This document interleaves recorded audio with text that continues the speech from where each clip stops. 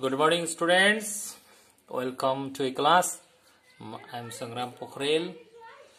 आज म तिमीहरुलाई अल्जेब्रा सुरुवात गर्दैछु। अल्जेब्रामा पनि हामीले एचसीएफ एलसीएम च्याप्टर अन्तर्गत आजको क्लास सुरु गर्दैछौं। यो एचसीएफ र एलसीएम च्याप्टरबाट कम्तिमा पनि 3 पोइन्टको 3 मार्क्सको क्वेशनहरु सोधिन्छ। कम्तिमा 3 अंक र बढीमा यसको 6 अंकसम्म पनि क्वेशन आउन सक्छ। त्यसकारणले यो च्याप्टर बहुत महत्त्वपूर्ण छ, एकदम इम्पोर्टेन्ट छ। हामीले यस च्याप्टरमा सबैभन्दा महत्त्वपूर्ण कुरा भनेको फ्याक्टराइजेसन हो। तिमीहरुले 8 क्लास र 9 क्लासमा फ्याक्टराइजेसन पढिसकेका छौ। त्यही फ्याक्टराइजेसन जानेको खण्डमा यो च्याप्टर निकै सजिलो हुन्छ। म एउटा एक्जाम्पल गर्दै छु। एक्जाम्पल 1 तिमीहरुले किताब perfect compulsory mathematics practice book तिमीहरुले घरमा जुन पढ्ने गरेका छौ त्यसको पेज नम्बर 197 लाई मा गएर यो एक्सरसाइज हेर्न सक्छौ, क्वेशनहरु हेर्न सक्छौ। यो अत्यन्त सजिलो भेरी सर्ट आन्सर टाइप क्वेशनको खालको क्वेशन हो। यो सारै सजिलो छ। म तिमीहरुलाई देखाउँदै छु। सोलुसन क्वेशनमा के भनेको छ, find the HCF of x square y and xy square. यसको मतलब के छ भने हामीले दुईटा अभिव्यञ्जकहरु दिएको छ। यो दुईटा अभिव्यञ्जकहरुलाई फ्याक्टराइजेसन गर्ने र त्यो फ्याक्टराइजेसन गरिसकेपछि जति जति कमन आउँछ हामीले त्यसलाई नै के भन्छौं, एचसीएफ भन्छौं। एचसीएफ को अर्थ के हो, कमन हो। First expression is equal to x square y. X square means there are two x's, x and then again y. Next expression is equal to x y square. इसको meaning के हुन्छ, x into y1 दुईटा छन् भन्ने हुन्छ। Now SCF is equal to common factors. What are the common factors? Look at here, x and then x. यो x र x माथि पनि छ तल पनि छ, यो कमन भयो। तर कहिले कहिले विद्यार्थीहरुले कमन भने दुईटाबाट एउटा लिने भनेको अर्थ यहाँ पनि x छ यहाँ पनि x छ, यसबाट एउटा लिएर त्यसरी झुकिने गरेका छौ। त्यो नजिकिनु पहिलो एक्सप्रेसन र दोस्रो एक्सप्रेसनको कमन हो। एउटै एक्सप्रेसनको लाई हामीले कमन मान्दैनौ। यो x र x कमन आउँछ, एउटा x, अनि यो x को कमन यहाँहरुको छैन। y एउटा माथि छ, यहाँ तल पनि एउटा y छ, त्यही भएर हामीसँग कमन कति आयो, y।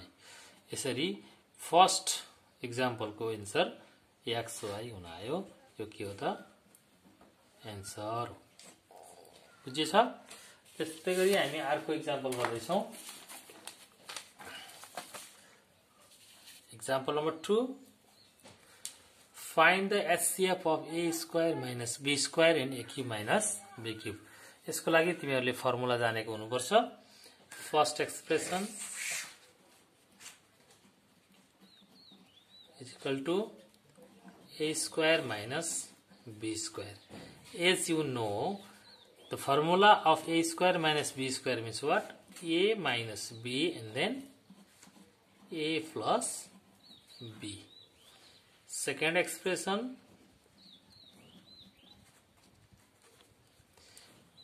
a cube minus b cube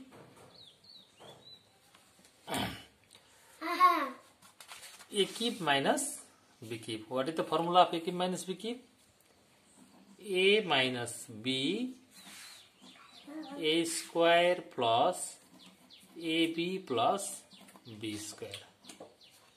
यसबाट तिमीहरुले प्रष्टै देख्न सक्छौ कमन फ्याक्टर के छ, a minus b, a minus b। त्यसकारणले गर्दाखेरि SCF is equal to कति हुन आउँछ, a minus b हुन आउँछ। यो नै के भयो त, आन्सर भयो। अर्को एक्जाम्पल छ हामीसँग, एक्जाम्पल नम्बर 3 तिमीहरुले हेर्न सक्छौ। एक्जाम्पल नम्बर 3 मा हाम्रो तीनटा अभिव्यञ्जक भएको क्वेशन छ।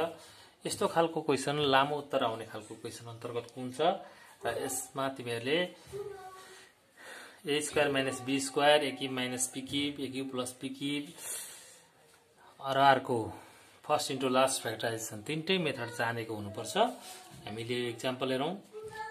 First expression is equal to x cube minus 64y cube is equal to, अब यो क्यूब को फर्मुलाको फर्ममा छ x क्यूब 64 भनेको कति हुन्छ त भन्दा 64 232 जा 216 28 24 22 जा cube cube cube 4 cube 64 means 4 cube minus here x cube minus 4 cube y cube. You may write it this x cube minus 4y whole cube. What is the formula of a cube minus b cube? A cube minus b cube is equal to what? A minus b, a square plus ab plus b square. त्यस कारणले गर्दा a को ठाउँमा x छ, b को ठाउँमा 4y छ। x minus 4y, a को ठाउँमा x, b को ठाउँमा 4y, a minus b, a square x square plus ab means a भनेको x, b भनेको 4y plus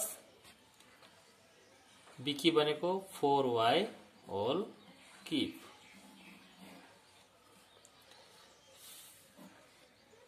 अब तिमीहरूले हेर्न सक्छौ x minus 4y, यसलाई क्याल्कुलेसन गर।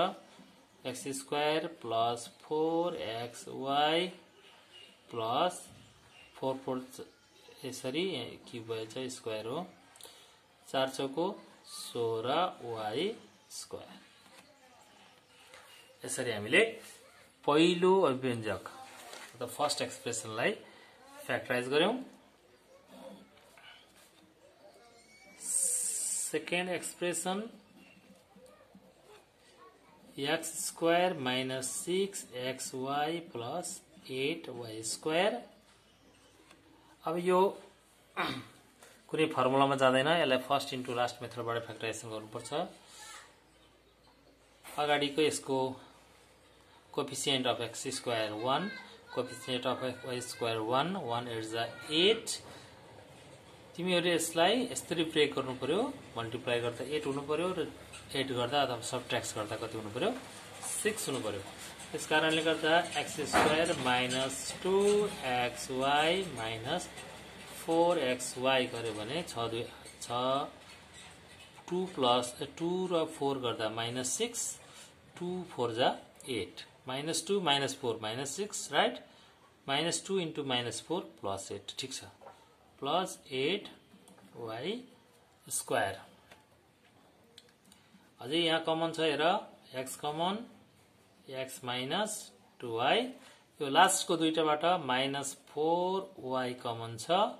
तिमीहरूले कति लेख्न पायौ यहाँ x माइनस, यो माइनस कमन लिएको हुनाले यो प्लस माइनस भयो।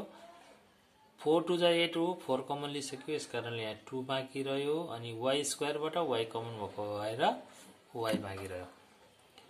त्यस कारणले अब बाँकी हेर्न सक्छौ, यो कमन, यो दुईटामा फेरि कमन कति छ, x माइनस 2y कमन छ, बाँकी रह्यो कति x minus 4y।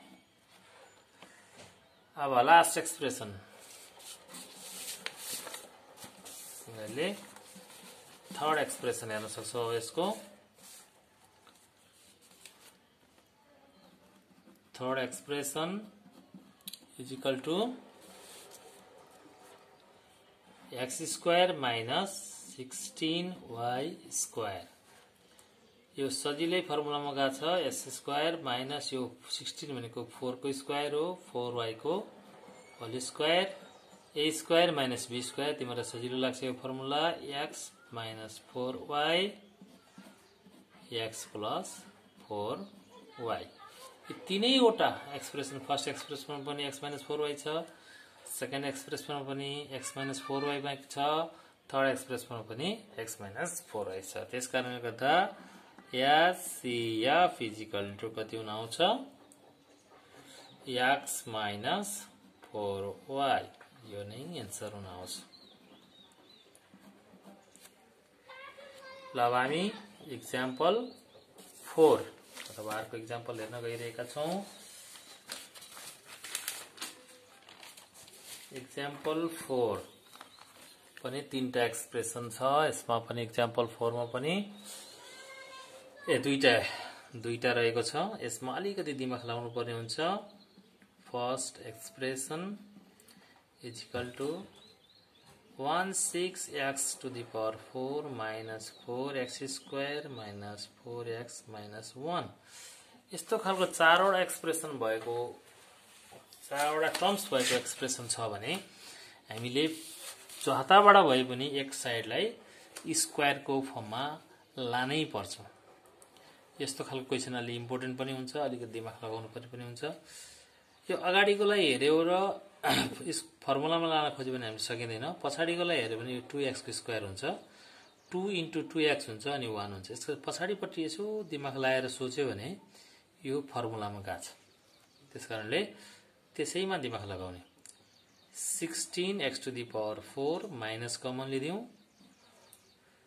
4x square minus 4x minus 1 यो सबै माइनसहरु के हुने भयो? अब माइनस अगाडि कमन लिएको हुनाले प्लस हुने भयो।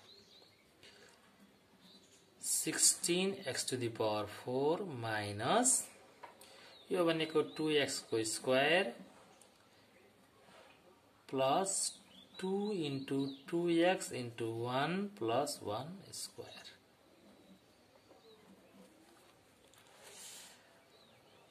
यसबाट के देखिने भयो त 16x to the power 4 minus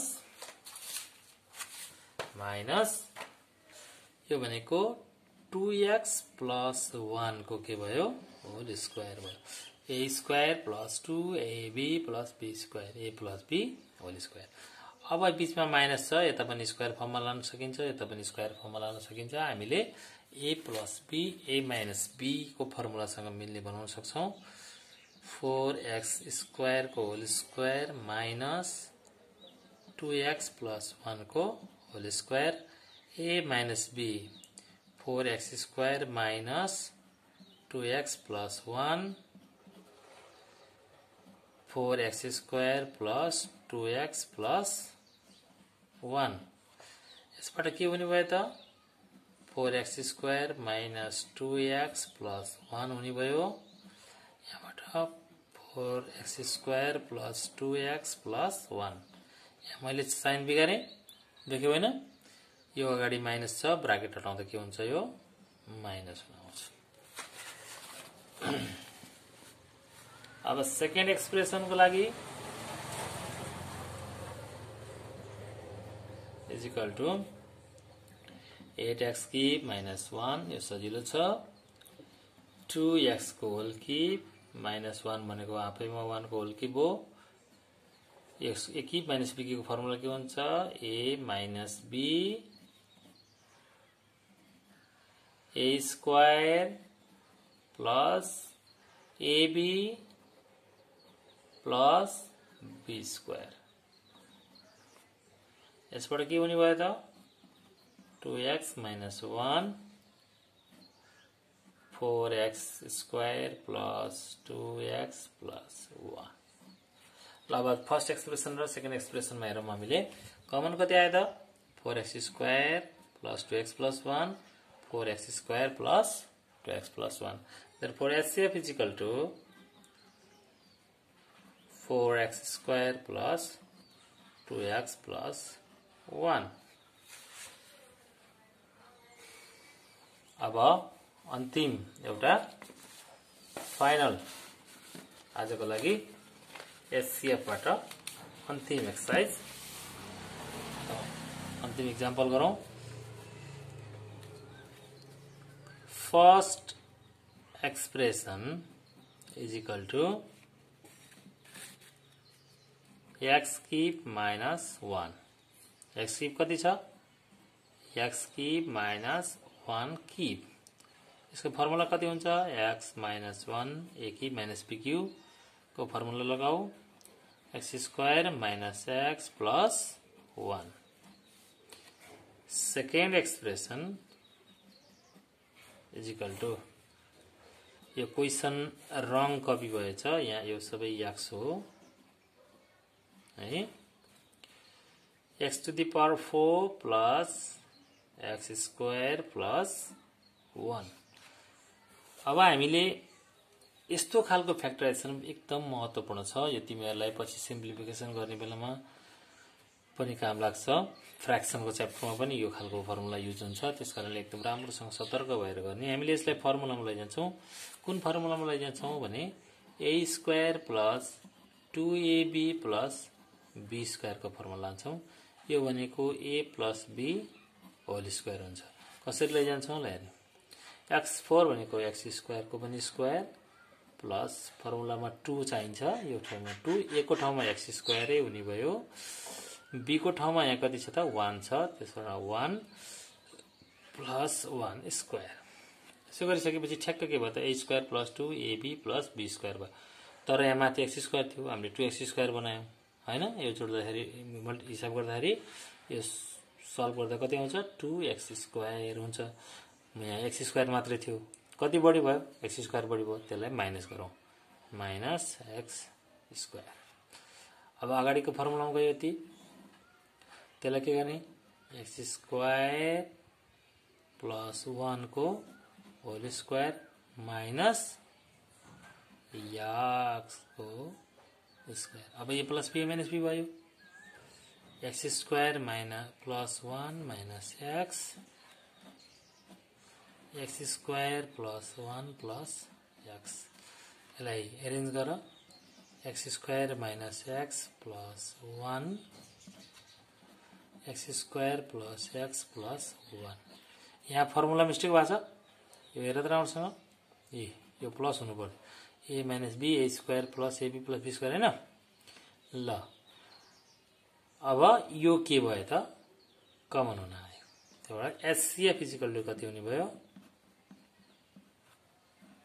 x square plus x plus 1 ल अब तिमीलाई होमवर्क आजको लागि होमवर्क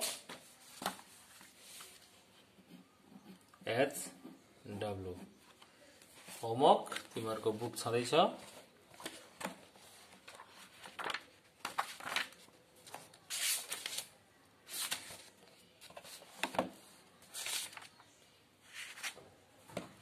पेज 197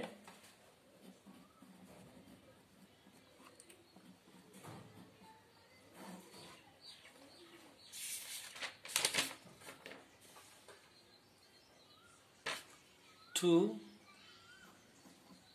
199 8 list 20 questions